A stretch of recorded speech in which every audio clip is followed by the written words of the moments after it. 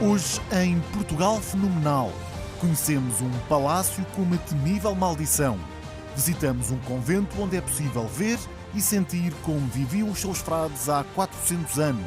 Seguimos até Gondomar, onde uma mina abandonada há meio século continua bem presente no cotidiano da população. E, por fim, revelamos um santuário, no mínimo, caricato. Mas a primeira paragem é em Braga.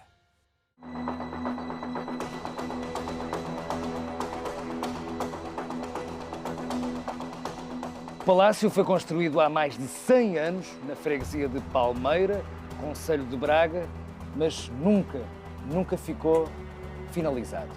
Sim, isto porque a famosa Dona Chica, depois de um divórcio, perdeu o interesse por este palácio. Ora, o palácio Dona Chica ficou ao abandono durante décadas e a população até acreditava que estava assombrado.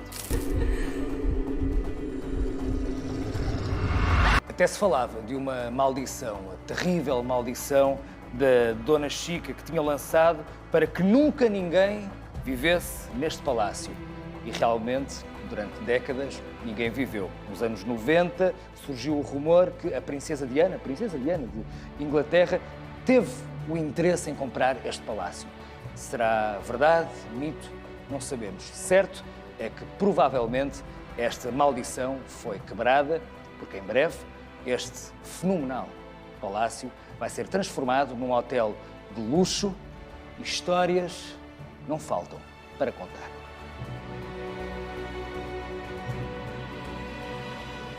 Francisca Peixoto de Sousa, a Dona Chica, era filha de um bracarense imigrado no Brasil, de quem herdou grande fortuna.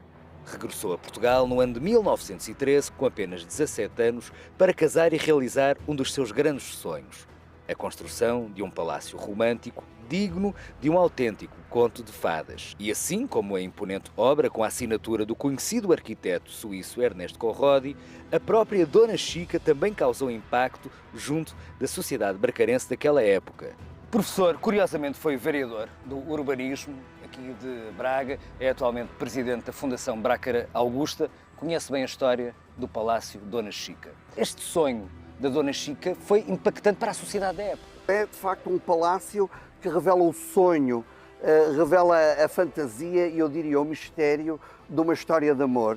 Uma história que está associada também a uma época da imigração para o Brasil, daí Dona Chica. Dona Chica, um diminutivo que é muito conhecido da própria cultura brasileira e que desde o primeiro momento é impactante.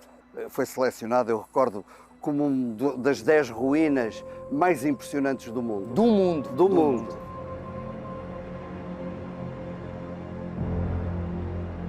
Como é que andava a Dona Chica pela freguesia? Como é que era esta mulher? Toda exuberante, com grandes decotes. E o padre, uma vez o padre parece que lhe bateu, não sei aonde. Que documento é este? É um relato de uma familiar, infelizmente a senhora já faleceu, dos acontecimentos em 1919. Também é de uma tese, de um trabalho académico da Sandra Magalhães, que também facultou depois esta informação. E acaba por dizer: Dona Chica tinha um amante que era o motorista Teixeira. Numa das procissões da Senhora das Dores, Dona Chica estava à frente da igreja e o padre, o tal padre João, respondeu mesmo: o teu traje indica quem tu és. E ela respondeu-lhe.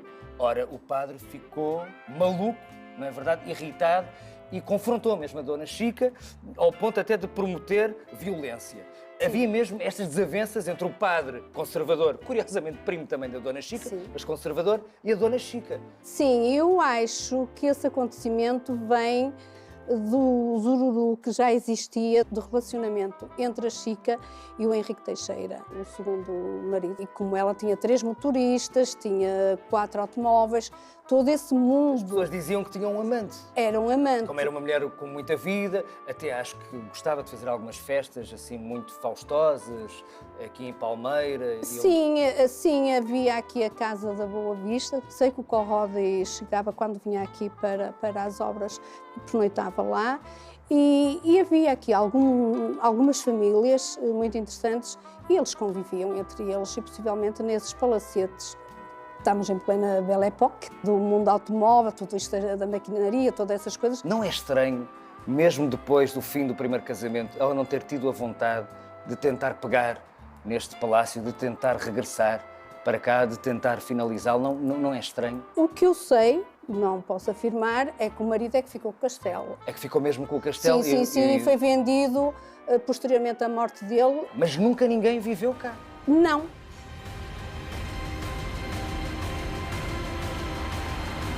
Ela era muito bondosa para a freguesia. Ela distribuía muito dinheiro às pessoas e ajudava-as e dava. Quando era a procissão, me diz que varriam as ruas para ela. Não era para passar a procissão, era para ela. E vai a Dona Chica aí, sim. Ia-nos dizer que o palácio tinha tantas janelas como tem o dia do ano. Era para a Dona Chica todos os dias olhar para uma janela diferente, acredita? Acredito. O facto de comprar 4 veículos que na época só existiam... Um já era o que era, nós estamos a falar há 100 anos, era o início do automóvel. Comprou um Rolls Royce, mais um Panhard e tem mais 2. Este projeto de arquitetura era tão à frente do seu tempo que já tinha, além de um espaço para os cavalos, para as cavalariças, também um espaço para os carros elétricos. Não nos esqueçamos que a época em que se projeta e constrói este palácio é a mesma época da industrialização do país, da Europa, que convive bem com o mais profundo revivalismo, nostalgia romântica dos tempos passados, que são coetâneos com essa sofisticação tecnológica, não é? Essa dicotomia, não é? Romântico, antigo, um conto de fadas, mas também moderno.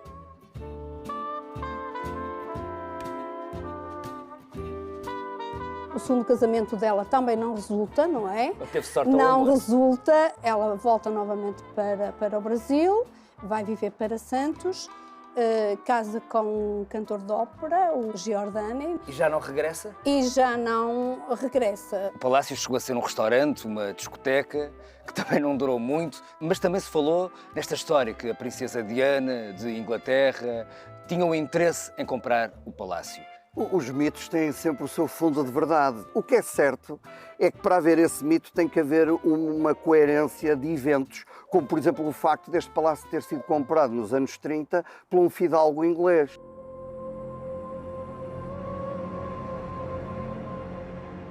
O João, quando era miúdo, já tinha ouvido falar deste palácio, já tinha visto este palácio? Claro que sim. Existia, obviamente, desde miúdo, não é? Este palácio é muito mais antigo do que nós que aqui estamos. E não tinha medo de cá entrar?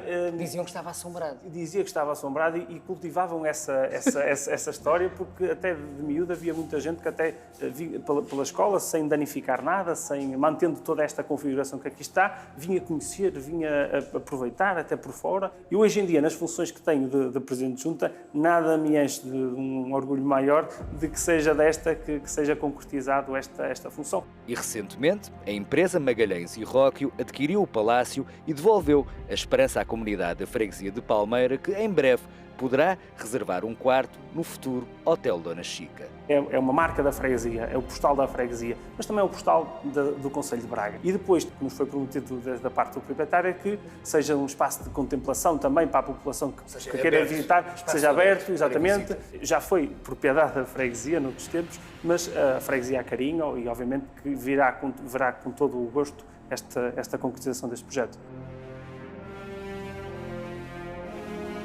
E todos acreditam que finalmente a maldição vai ser quebrada e que o sonho da Dona Chica vai ser realizado. E ainda bem, porque estamos a falar de um palácio fenomenal.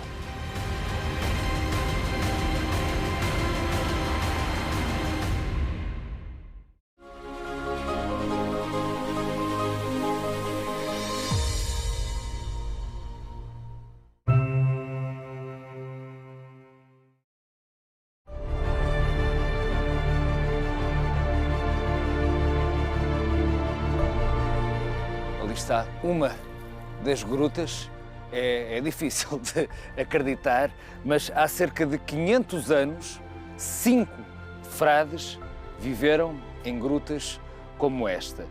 Não tinham muito mais, tinham estas celas, tinham também uma pequena capela e viveram nestas condições completamente isolados durante 3 anos. 3 anos. Este espaço passou a ser conhecido como o Convento Velho. Mais tarde, 3 anos depois, fundaram aí sim o Convento Novo e, acredite, é um convento fenomenal.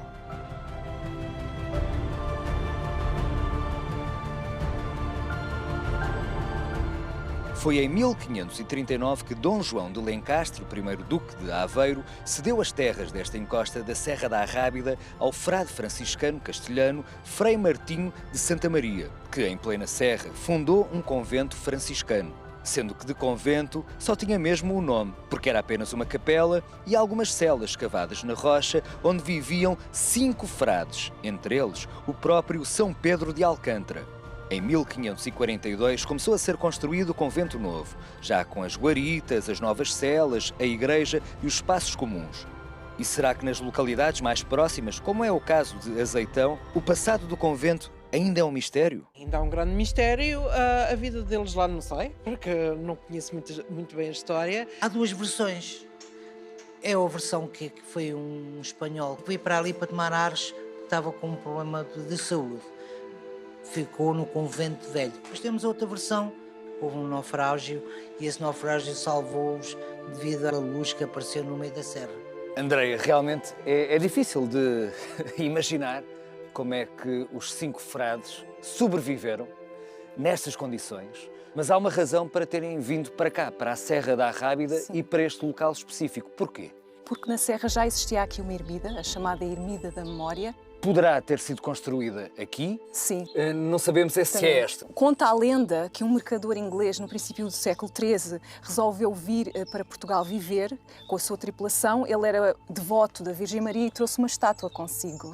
E conta-se que quando ele estava próximo do Porto de Lisboa, era noite, levantou-se uma grande tempestade. Desesperado, desce até ao camarote para rezar à Virgem pedindo auxílio para que não falecessem. Mas quando ele chega lá abaixo, a estátua não está presente, desapareceu. E naquele momento acontece um milagre. No escuro aparece uma luz no topo da serra e a tempestade amaina e eles conseguem aportar aqui em segurança. De manhã, muito curiosos, resolvem subir a serra e o que é que eles encontram no topo de um penedo?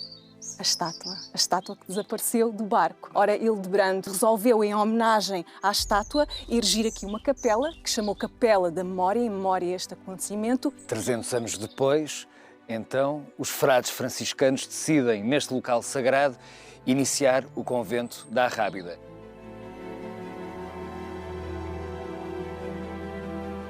Passaram de uma gruta para um quarto com 4 paredes, no entanto, não deixa de ser também muito duro e austero. Sim. Se na gruta eles deitavam-se no chão, continua a vida a ser bastante austera, porque a cama é uma esteira de cortiça no chão. A almofada, como pode ver, é um tronco e muitas vezes este tronco era substituído por uma pedra. Eles passavam muito tempo na cela? Não, porque estes frades também tinham uma vivência muito comunitária e muito próxima das aldeias vizinhas. Portanto, ali ficavam só para dormir? Sim, dormir. Durante o dia, muitas vezes deslocavam-se à cela para orar e pronto, era assim que eles passavam os seus dias. Mas também para as penitências? Exatamente. Recorriam a objetos como cilícios, disciplinas... Cilícios, que é uma espécie de arame, não é? Exatamente, que eles podiam colocar em várias partes do corpo. Alguns até andavam com esses objetos durante o dia, presos ao corpo, para uma maior mortificação da carne.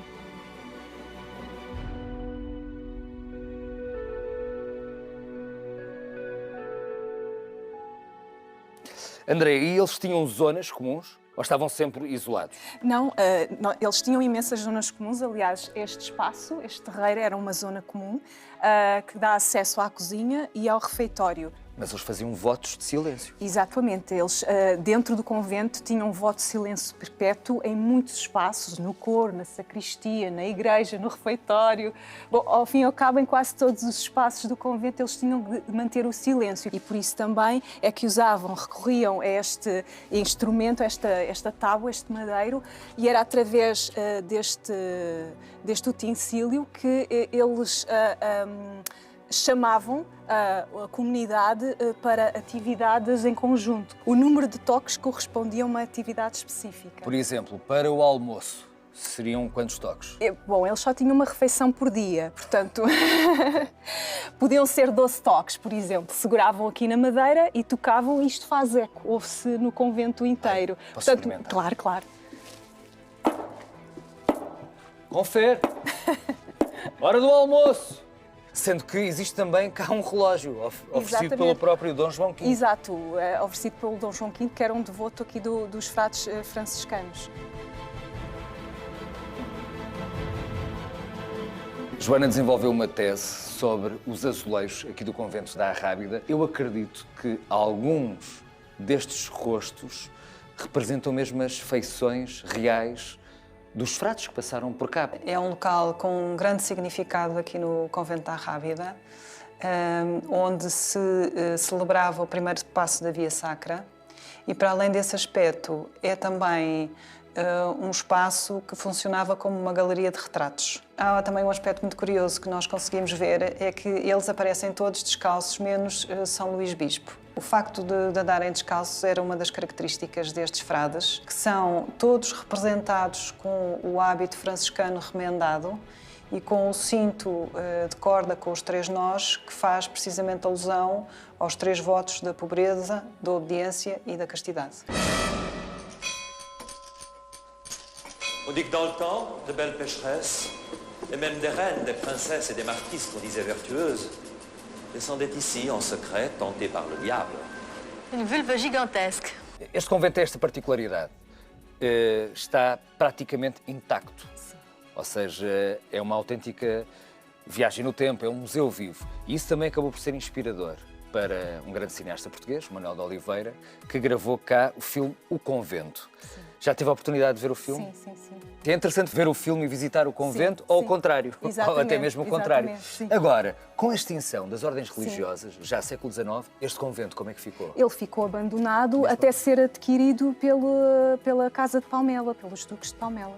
E mesmo assim, depois de ser adquirido pela Casa de Palmela, esteve também ali uns anos, num período complicado, em que se perdeu muito. Sim, perdeu-se porque o facto de estar abandonado permitiu que fosse vandalizado. E em boa hora a Fundação Oriente agarrou exatamente. no convento em 1990. Sim. A Fundação tem, de facto, desde o início da aquisição do convento em 1990, procurado recuperar não só os espaços arquitetónicos, como também todo o património móvel. Qualquer pessoa pode visitar o convento? Sim, por marcação.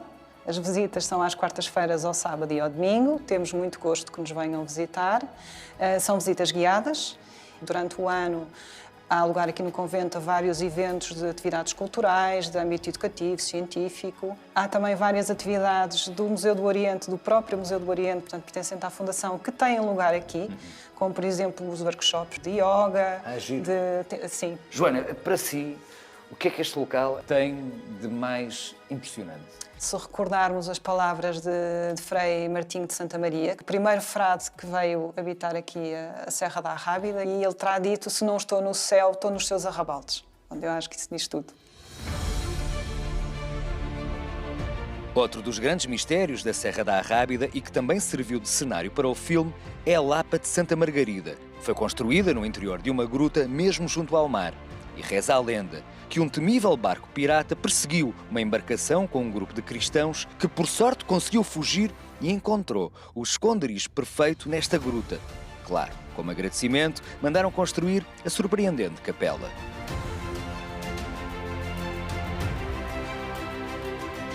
Já são quase 500 anos de história de um convento que impressiona pela sua beleza. Ora, abraça a serra, ora, abraça o mar, e tem esta particularidade, é que nós conseguimos facilmente perceber como viviam os frades naquela altura. É um autêntico museu vivo, ou seja, aqui a história ganha forma, ganha vida, neste convento fenomenal.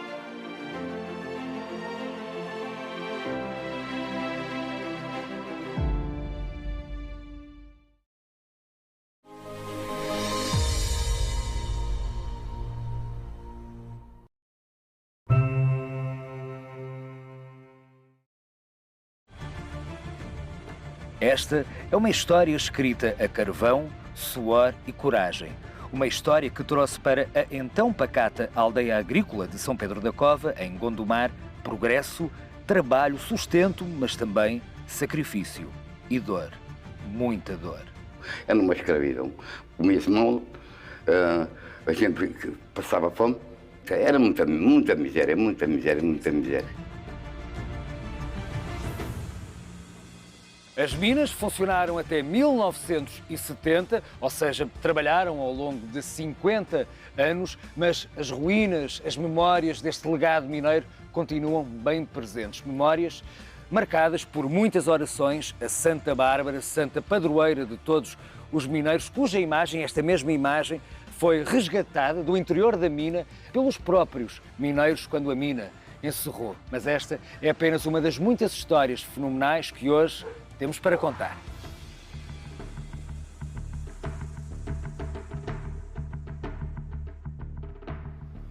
Pelo facto de vir a saber que os meus antepassados tinham morrido dentro dos poços das minas e ali estiveram mantidos durante 30 dias para os poder trazer para fora, fez-me, de facto, um investigador de todo o fenómeno histórico de São Pedro da Cova em geral e das minas em particular. Em 1935 já estava concluído o cavalete, o carvão subia até lá ao último piso. Era puxado? Era uma espécie de elevador? Através de umas roldanas. Ok. E depois o carvão girava através da receita para de várias valências. Uma delas era um triturador ou esmagador e esmagava-os para tamanhos mais pequenos. Que idade tinha quando foi para a mina? Fui obrigado com 14 anos a vir para a mina. Se não fosse para a mina, ficavam sem casa. Tirava uma casa, vinha eu para a rua, mas a minha mãe que me criou. 14 anos? 14 anos. Ainda não tinha bem 14 anos. O que é que fazia? Depois de eu andar na lama é que foi para britar carvão. Partia o carvão e escolhíamos o carvão que era bom e o que era mais ruim, que era para ir às vagonas. Como é que sabia qual era o carvão bom? Era o que brilhava mais, que era assim em vidro, e o outro era mais escuro. Tristeza, uma tristeza, mulheres de joelhos, com os martelinhos pequeninos, a partir o carvão, mas de joelhos, 8 horas.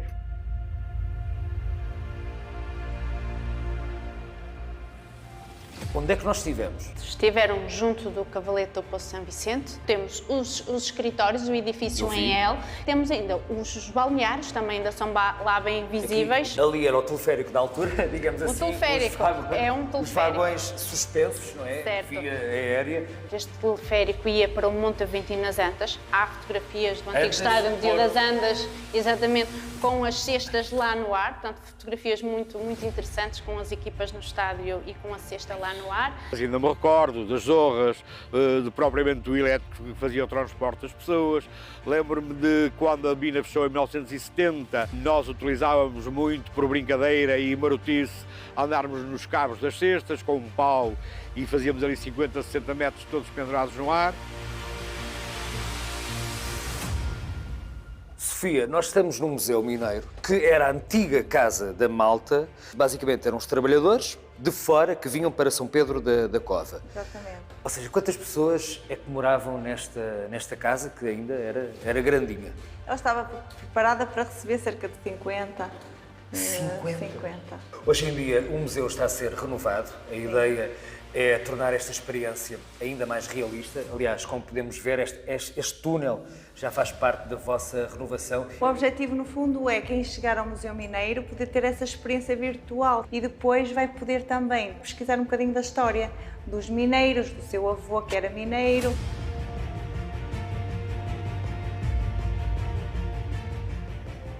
É uma intervenção justa, porque aqui São Pedro da Cova é uma comunidade credora do país. Daqui do carvão saía energia para todo o país. Hoje temos a certeza que o Cavalete não se vai perder e, obviamente, é imprescindível que este projeto tenha continuidade e tenho a certeza que vai ter. Não apenas com o apoio da Junta de Freguesia, aqui da União de Freguesias de Fanzer e São Pedro da Cova, com a Câmara Municipal e, obviamente, com o Governo, que vai ter de dar aqui uma ajuda, porque essa ajuda é merecida. Vai ficar. A torre vai ficar. Ainda bem que é um monumento. Fica feliz por isso? Fico. E eu trabalhei 12 anos. E desci e subi muitas vezes aquele posto. Gostava? Gostava. Porquê? Gostava da vida. Mas era uma vida tão dura e gostava? Do ambiente que a gente passávamos umas com as outras. Nas horas vagas, eu penteava as minhas colegas, que elas pediam, ajeitava o cabelo. Muita gente está virada para aspectos sentimentais, que até gostavam de conviver e de mas eles vinham, cantavam para esquecer tristezas. Eu por isso tenho uma quadra popular, que é que eu digo, sou de São Pedro da Cova, terra de imensa fortuna, mas quem a arrancou do solo não tem riqueza nenhuma.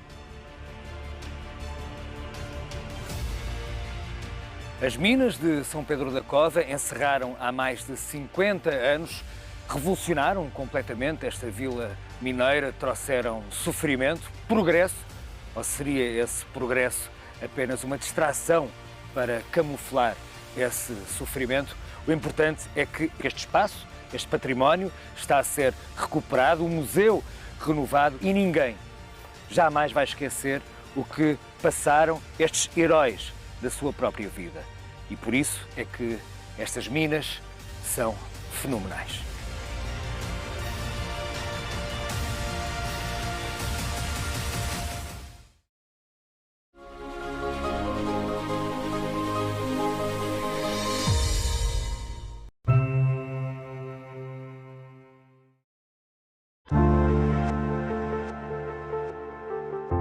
Quem por aqui passa jamais esquece os encantos marítimos da Vila da Nazaré. A coragem dos lobos do mar, a lealdade das suas mulheres trajando orgulhosamente as tradicionais 7 saias enquanto apregoam o peixe, as caldeiradas, os destemidos discípulos de um já lendário Garrett McNamara a desafiarem os deuses do mar. Mas atenção, durante séculos, a devoção a Nossa Senhora da Nazaré também tornaria esta vila piscatória num destino habitual de reis e rainhas que se deslocavam ao santuário em frequentes peregrinações reais.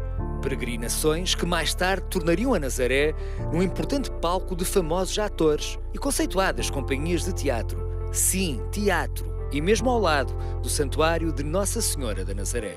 Teatro já, era eu pequenina.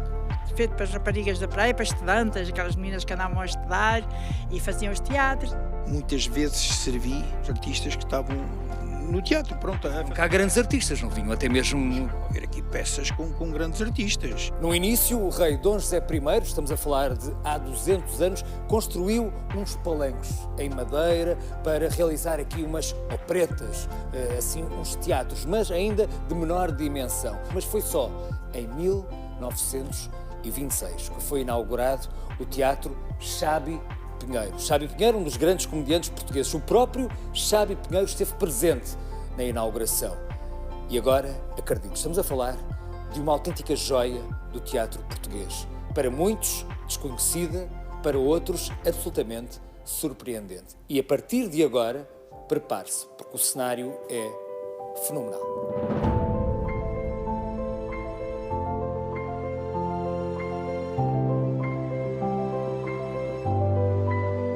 Nuno, antes de mais, o teatro realmente tem uma beleza, lá está, fenomenal. Um teatro com a arquitetura como o La Scala, de Milão, que foi inaugurado pelo Chabi Pinheiro. O próprio Chabi Pinheiro esteve também cá. E depois, graças... Aliás, foi ele que é a companhia dele que inaugura e graças a isso ele traz para cá grandes peças. Grandes peças. O Leão da Estrela, conhece o filme, mas foi uma peça de teatro. Foi uma peça de teatro, vale. Foi representada naquele palco. Naquele palco. Exatamente. E mesmo o teatro em si sofreu grandes alterações ou mantém-se mais ou menos como era assim? O teatro mantém a sua traça original até hoje. Original. É objeto de manutenção e reparação, sofreu grande intervenção, sobretudo no início da década de 90, do século passado, mas mantém sempre a sua traça original. Conhece bem este teatro? Conheço, felizmente conheço. Que idade tinha quando atuou pela primeira vez aqui? Tinha 15 anos. Hoje tenho 72 e nunca deixei de atuar aqui.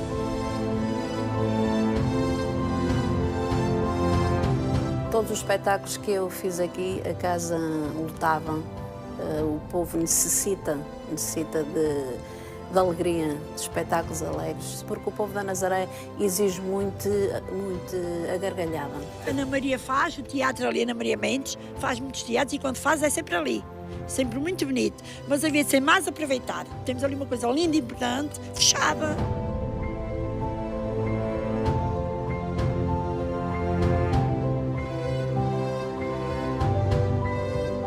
Eu, quando venho fazer um espetáculo, a primeira coisa que faço é dar uma voltinha desde lá de cima, camarotes, frisas, sento-me na plateia, assim, toda descontraída. Porquê? Porque eu adoro teatro, adoro esta vida. Gosto muito. A casa em si é uma casa que nos dá paz e, ao mesmo tempo, vontade de voltar.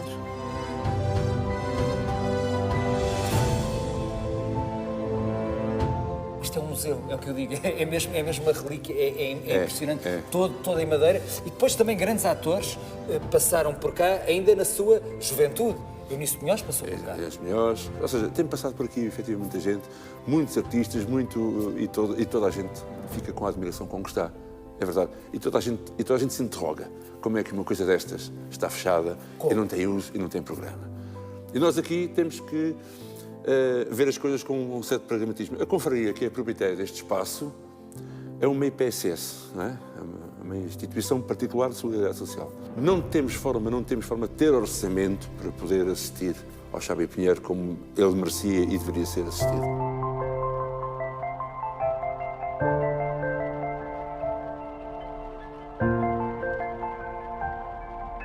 Pena não estar divulgado a nível nacional. É pena, porque é um teatro bonito, está fechado. É pena não aproveitarem aquilo que têm. Eu acredito que tem que haver aqui um projeto convergente que desde o poder político ao ensino, uma escola de teatro, ou seja, uma escola de artes, qualquer coisa que tem que haver aqui um compromisso futuro, não só porque quando as pessoas, como a Ana Maria, acabarem o seu trabalho aqui, o que é que sobra? Já fiz espetáculos lá embaixo na praia, no Cineteatro, no Salão de Festas, que é o Casino, mas espetáculo em si, a casa em si tem que ser aqui no Xabi Pinheiro. É uma relíquia que a Nazaré, o sítio da Nazaré tem. E tem essa esperança, ainda tem esse sonho? Não, claro que sim, que tenho. Então, nós somos homens de ondas gigantes, não estamos aqui para brincar.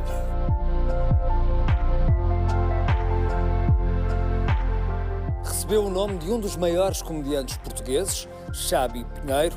A sua história, como teve a oportunidade de ouvir, é absolutamente surpreendente e a sua beleza não deixa ninguém indiferente. Mas falta-lhe vida, espetáculo, teatro. Já que estamos numa terra de pescadores, falta-lhe bons ventos e novas marés, que eu espero que apareçam, até porque estamos a falar de um teatro fenomenal.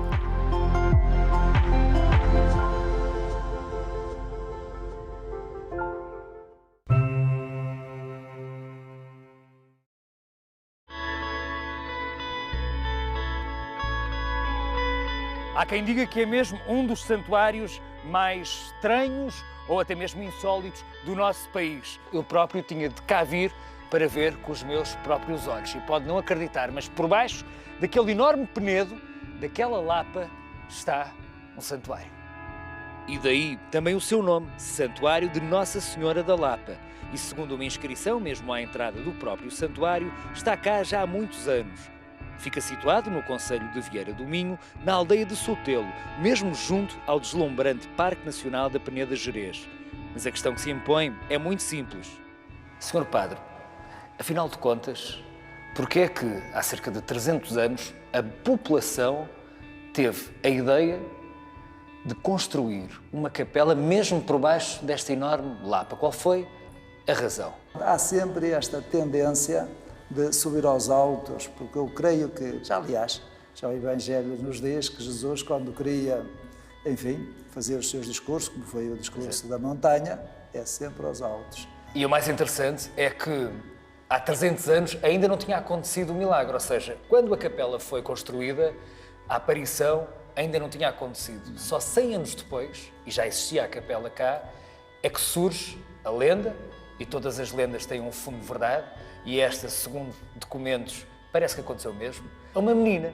Ora, essa menina, pelo que dizem, era aqui da própria freguesia. Há relatos e comprovado pelo que está ali escrito na memória. E já logo 2 ou 3 dias depois, já teve uma comparência, um conjunto de pessoas de mais de 500. Portanto, isso está escrito. Quem mandou escrever esta memória afirma que é verdadeira, que se serviu de testemunhos. E agora nós, a esta distância, é que não podemos dizer se foi mesmo real, se não foi, mas temos que acreditar, porque se não acreditarmos nisto, pergunto, vamos acreditar, por exemplo, na história de Portugal? Todas as pessoas daqui das redondezas têm fé com a Senhora da Lapa. Acredita que aconteceu mesmo a aparição? Sim, acredito. Tenho uma senhora que mora aqui em Pepim, que depois o filho até casou aqui, o filho esteve muito doente, a senhora vinha aqui todos os dias à Senhora da Lapa, andou 2 anos a vir todos os dias à Senhora da Lapa. E depois o filho, em gratidão, veio aqui casar. Ficou bom? Ficou. Impressionante. Agora, Isabel acredita na Nossa Senhora da Lapa. Vem cá muitas vezes, mas depois também cuida do santuário. Porquê?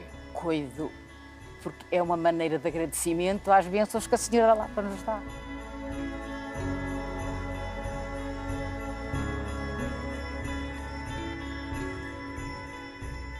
A capela foi construída há mais de 300 anos. No entanto, a procissão só acontece desde que se deu a aparição. 1805, há cerca de 200 anos. E geralmente essa procissão acontece quando? Normalmente é no segundo domingo de julho, segundo fim de semana de julho, que tem a procissão de velas à noite. Depois no domingo tinha a procissão normal que vinha o andor de Nossa Senhora da Lapa, de Santo Adrião, e depois muitos andores de promessa. E vinham de onde? Vinham da igreja paroquial, sim, da igreja matriz. Faziam uma média de 1.700 metros. Sempre a subir? Sempre a subir. Nós sabemos que existem santas que estão mais associadas a determinados milagres, a determinadas curas. É o caso de Nossa Senhora dos Aflitos, como é conhecido, Nossa Senhora da Lapa. É mais para que tipo de males? Segundo dizem, é do mal da cabeça, quem tiver mal de coisa, dos ossos também. Portanto, ossos para quem tem mais problemas psicológicos. Sim. E depois as pessoas fazem as promessas com esses ditos andores, muitas vezes faziam, agora não fazem tanto. Como há tal coisa, há menos gente, há menos promessas, não é? Há muita gente que vem aqui ao Santuário de Nossa Senhora da Lapa. Tem havido uma explosão a nível de turismo. Tem-se construído hotéis, e cada vez há mais casas de turismo, habitação. Isso é bom. E é muito bom. É muito bom porque puxa as pessoas para cá, para as aldeias do interior. E quer nós queiramos, quer não, o nosso futuro é o turismo. E vocês até têm um trilho que permite descobrir não só esta maravilha, mas como outras. Exatamente. Nós temos aqui um trilho, que é o PR7, que foi feito pelo município de Vieira do Minho, a par com a Junta de Freguesia, onde liga o Santuário de Nossa Senhora da Lapa, Soutelo, portanto, ao Castro de Anissó. Tem aqui este espaço também com parque de merendas, tem onde as pessoas petiscarem depois e regressarem às suas casas em paz. Há outra lenda ou mito relacionado com a água desta fonte.